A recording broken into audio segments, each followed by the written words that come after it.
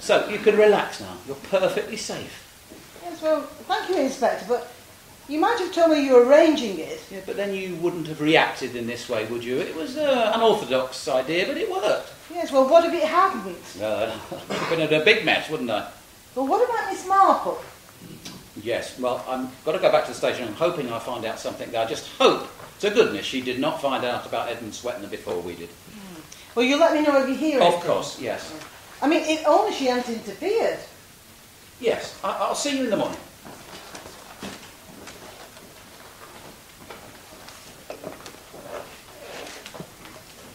Here you are, Miss Blacklock. I put just little milk in. 1 drop or 2? I do a liberty. I do some myself. Of course.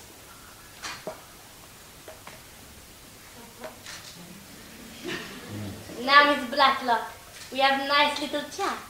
Oh? I need money, lots of money. Why ask me? I think you will help me. I don't have any money, Missy. None to spare, that is. No, but soon you will be rich, and then you give me lots of money. I don't think I will. Oh, I think you will, because I helped you, and now you help me. But I pay you to help me, Missy. To do the cooking and the cleaning and the housework. You remember? No, that is not what I meant. Just now, I tell Big Whopper for Inspector, except it is no lie. Not this time, I tell truth. You don't know what the truth is, Missy. Oh, yes, I think I do. That policeman, he come to me and he said, Mitzi, can you be good liar? I say yes. And then he say, you say, when you look through keyhole, you see Miss Blacklock in hall. Well, you played your part very well, Mitzi. But I shan't be paying you for it. Ah, but it is not a lie. I did see you in the hall with a gun in your hand. You give me lots of money. I go to America. I see my brother. You never hear from me again. You don't have a brother, Mitzi, do you? And if I give you money, you probably spend it all and come back for some more.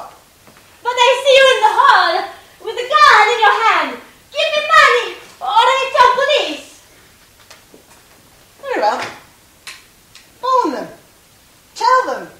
Tell them that you saw me in the hall with a gun in my hand. And I'll tell them, you, Missy, that you're a little liar. A liar who's trying to blackmail me. I'm not a liar. And you'll be put in prison like you say you were in your own country. I'll tell you why you won't do it.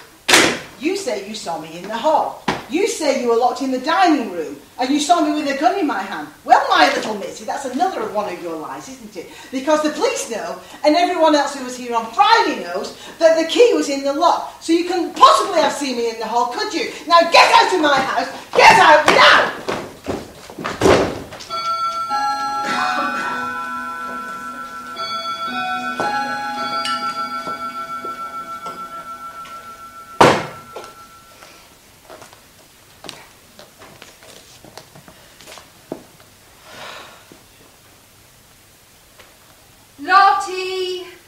Lottie, it's me, Lottie.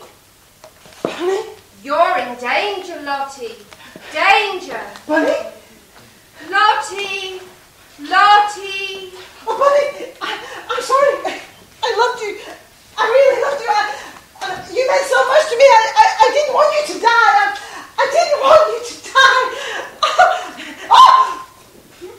But Bunny had to die.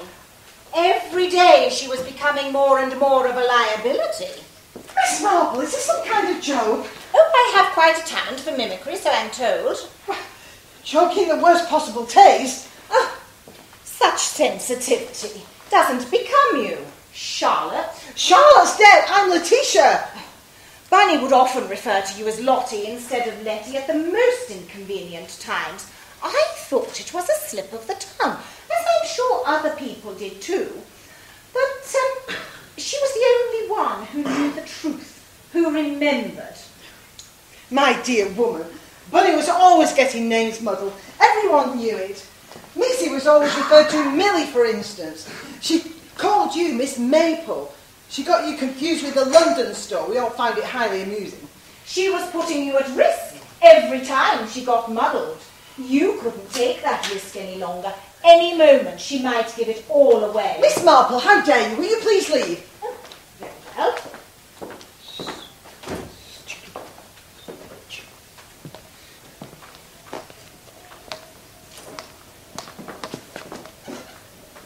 Do you recognise this?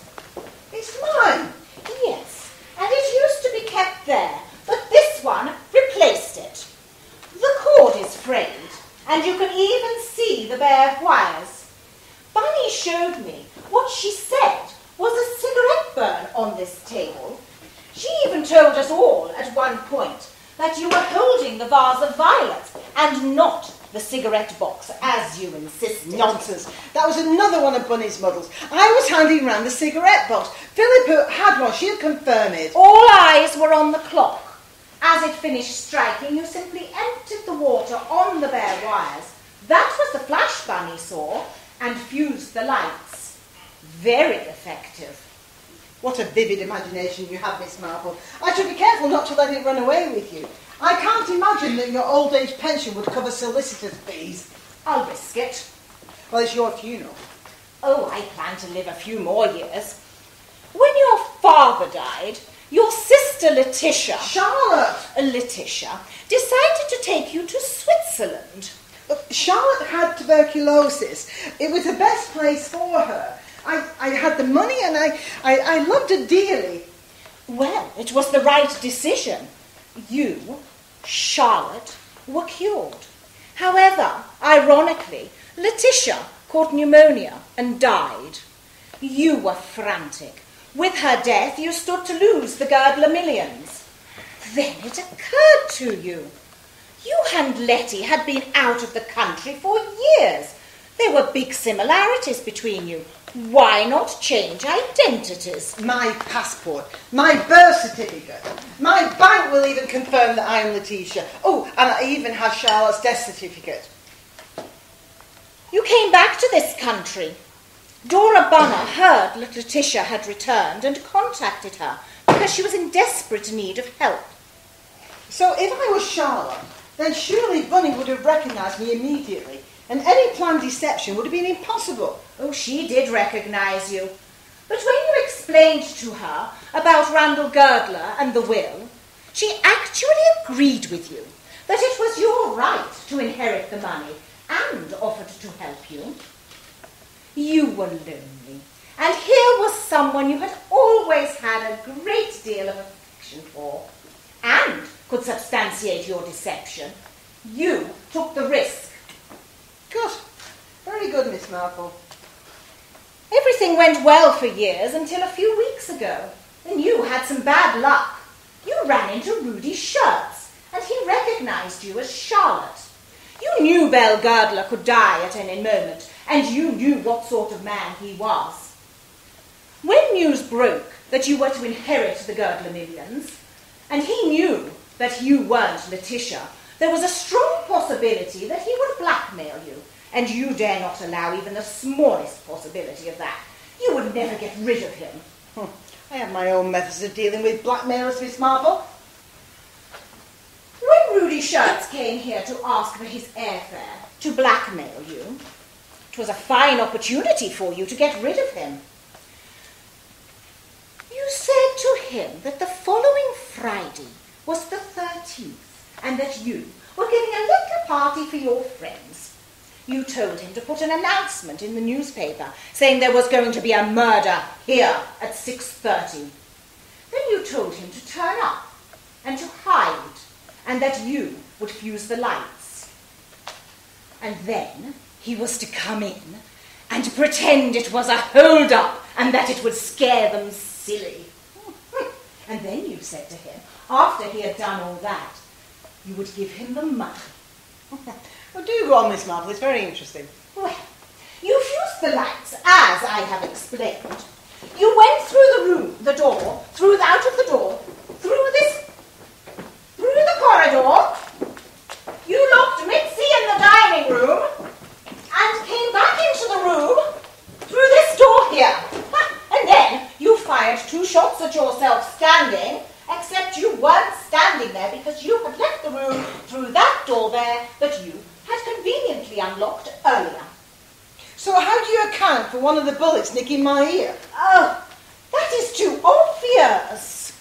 Everyone knows that the earlobe bleeds profusely when cut. A pair of scissors would have done the trick. And then you shot Rudy Shirts at point-blank range. I'd laugh if I didn't feel such pity for you, Miss Marple. Feel free to tell the inspector everything you told me. And he'll put it down to the rantings of a senile old woman, because we both know there's no proof. Oh? No. Do you remember Bunny's favourite quotation? And sad affliction bravely borne. Switzerland is famous not only for curing tuberculosis. In a letter to you from your sister Letitia, she mentioned iodine, I understand. Well, I was baffled at first, but after a little research, I found out that the Swiss doctors were famous for performing a very special glandular operation for goiter. I'm sure, perfectly sure, when the records are checked, we will find out that it was Lottie and not Letty who was successfully operated on for goiter. What a pity you interfered, Miss Marple, you stupid old woman. Everyone thinks you're Missy presumed dead, and now they'll all think that Edward Swettenham stabbed you and died. No! All over, Miss Blacklock, it's all over! No! You stupid old woman, you interfering! Are you all right, Miss Marple? Oh, yes, thank you, You did very, very well. Well, I'm glad that's all over. Thank you. So, I think... I'm so no, glad you that'll found be out. Oh, Oh, yes, everything yes. all right? Everything all right? Fine, thank you. They've no idea what a terrible time I've been through. I couldn't have been saying like that, Edmund. I don't want to talk to you. What did you say? I do not want to talk to you. Don't want to talk to you. No. Well, what happened? Guys, I make cake. The best cake I make in my life. It is delicious. Delicious death!